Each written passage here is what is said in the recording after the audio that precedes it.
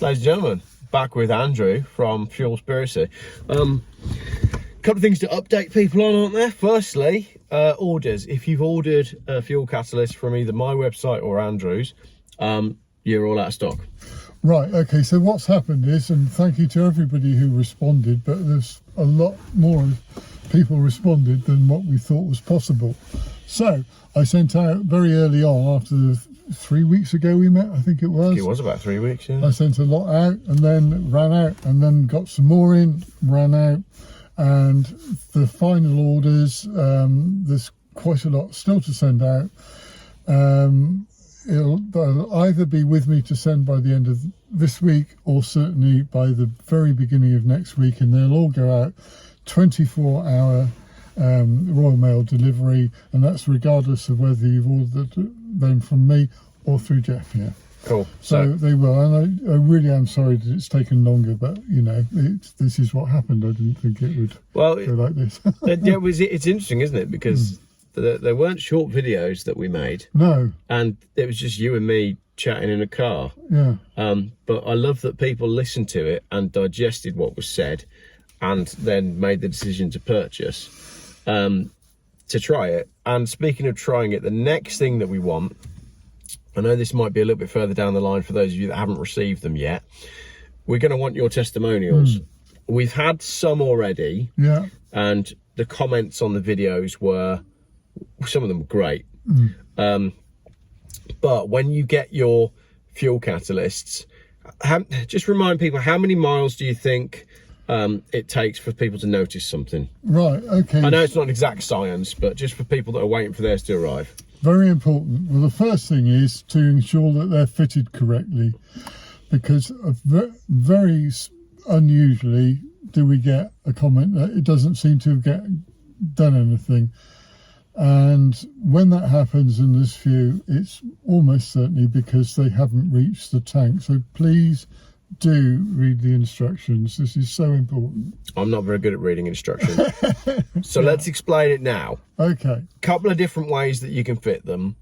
You can drop them through the fuel filler, but Andrew's better way of doing it is, you said you have a length of hose pipe. I have indeed. I've got a length of clear plastic rigid hose pipe, and in a lot of vehicles you can just shove it down where the filler nozzle goes, and it will travel straight down, and there's no obstructions, and then it gets into the tank, and then you withdraw it, and if it's dripping wet with fuel, you'll know that the small IT100 catalysts will go down there, especially if you wash them down with fuel, fit them one by one when the tank is low. That happens on a lot of cars. Now, there are other cars that there is an anti-siphon device or an anti-misfueling device that will stop you doing that. When that happens, the way to fit them is through the sender unit or the fuel pump housing, which on most vehicles is actually under the back seat. You lift the back seat up. I say you lift the back seat up. It must be done by a professional. For most cars, it's a quick, simple job for a mechanic to fit. Literally lift the fuel pump housing or the sender unit out just to one side, and then pop the catalyst directly into the tank. Then you know they've gone into the tank, and when they go into the tank you get a result. And then if we go on to feedback, I've had no negative feedback actually. I've had a lot of positive feedback, and I've had a few really fitted in and out this morning, this afternoon going like a different car. I've had several of those. The common thing is that after a few hundred miles, people are saying things like, well, it's definitely just a bit nippier, just a bit more responsive. Another thing that can happen that's important to mention is lots of people will fit it for emissions because they're concerned about the environment, quite rightly, of course. Toxic emissions. When you fit these, they clean out the better combustion, cleans out the purges the engine of carbon. When that's happening, that's all part of the process to make the long-term results far more marked. When that happens, initially you can get actually more smoke, and it's literally carbon deposits in the engine being eroded, being emitted. Be aware of that, and so for that reason we do advise don't fit it immediately before an MOT test. Right, okay, that makes sense. Yeah. Good point. Yeah. After you've run for a while with these catalysts, a MOT test on emissions generally presents very few problems unless there's an existing engine fault.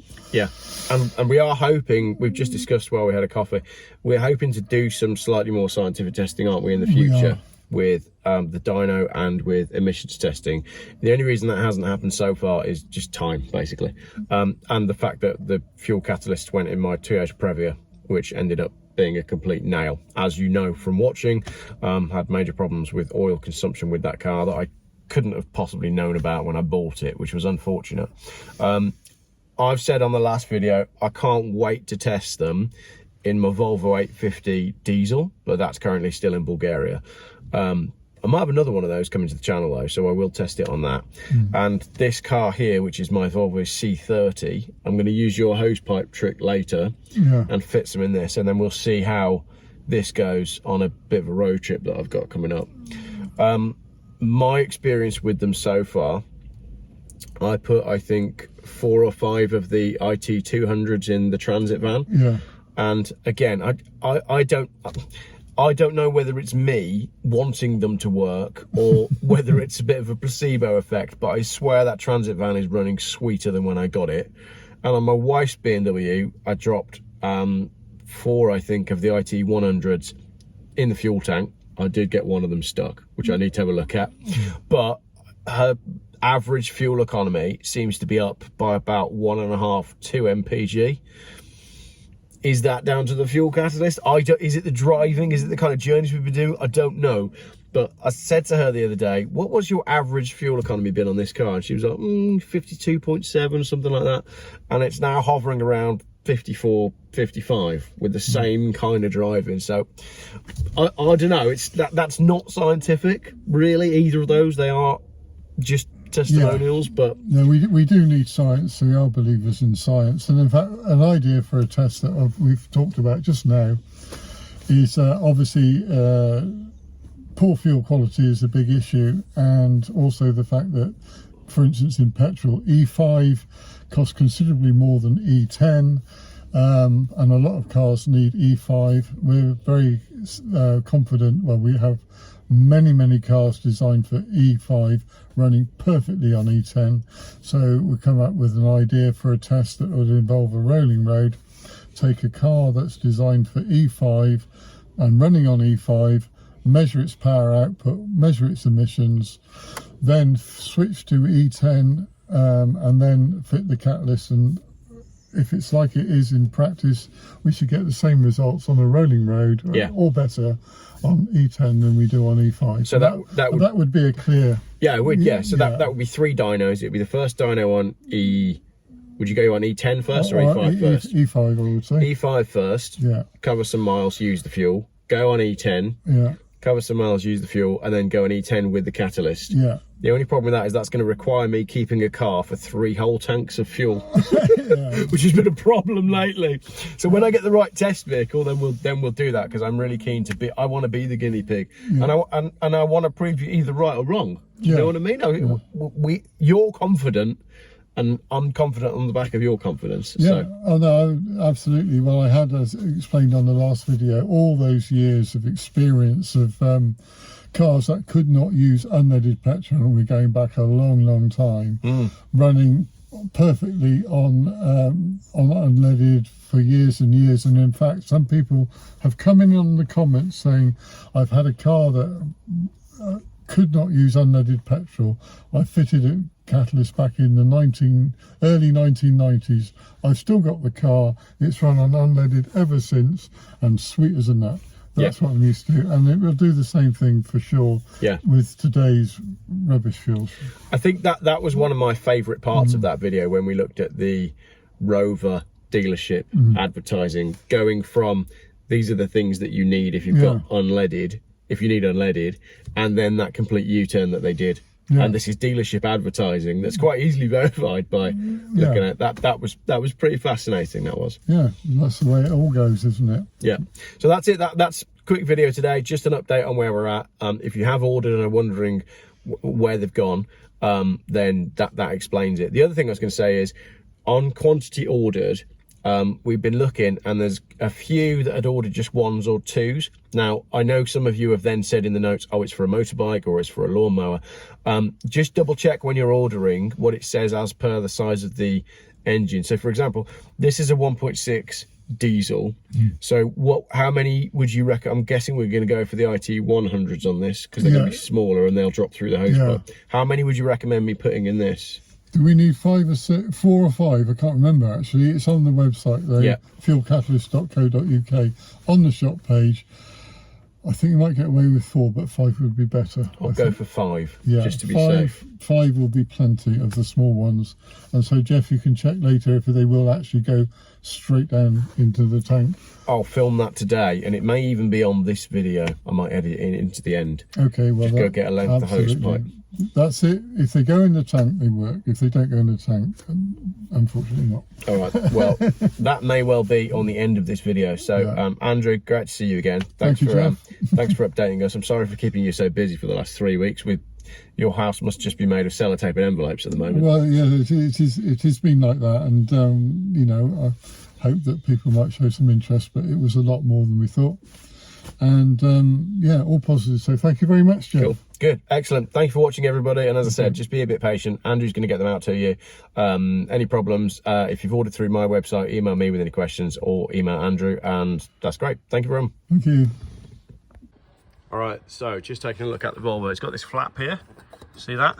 I suspect that what I can do is I can run something into that, and I'm going to do what Andrew suggested and run it down and see if it touches diesel. I don't have a tube, but I do have this piece of wire. So I'm going to run this piece of wire down, and if it comes back with petrol on it, then we know that I can drop the fuel catalysts directly in. But I need to move this out of the way, so this is going to be a bit tricky to film.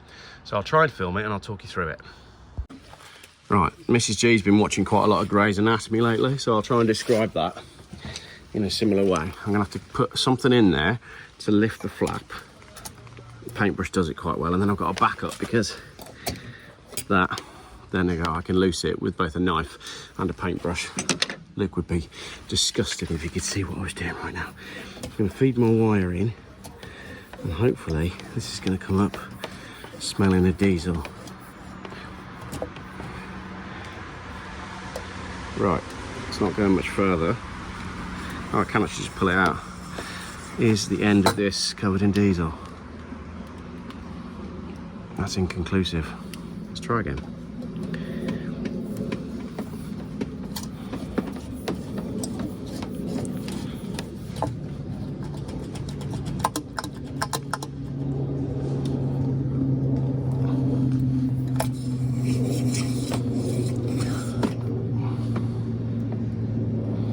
Definitely a diesel-y smell to it, but whether it's actually going into diesel, I can't tell.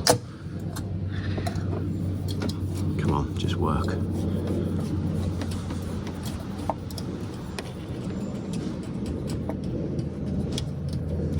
So I can get it in any further. That's what she said. It won't go in any further.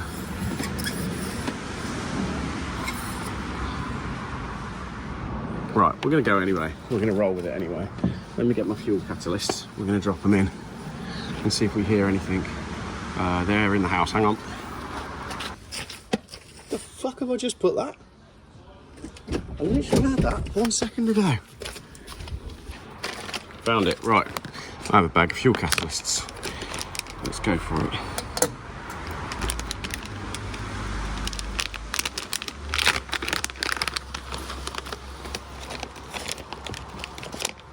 I think Andrew said 5 for this car.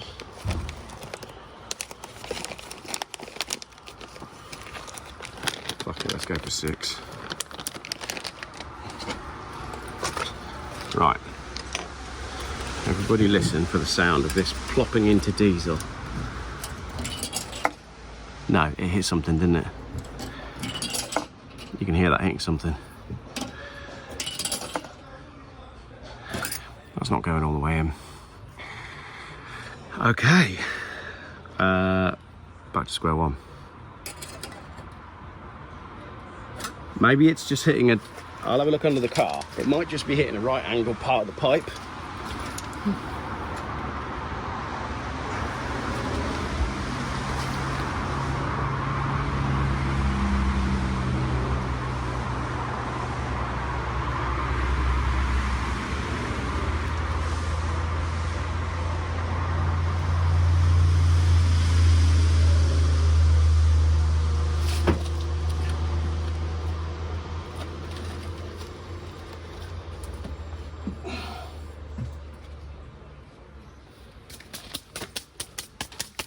Right, I had a look underneath. I think it's just hitting a right angle part of the pipe. When I fill this car with diesel, it'll flush all those directly into the tank. So we're going to go for it. We're going to carry on. Oh, science with Geoff.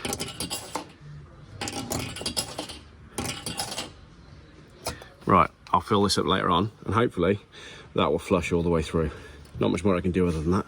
Great, cracking video, Geoff. Flipping heck. Don't ever film how-to videos.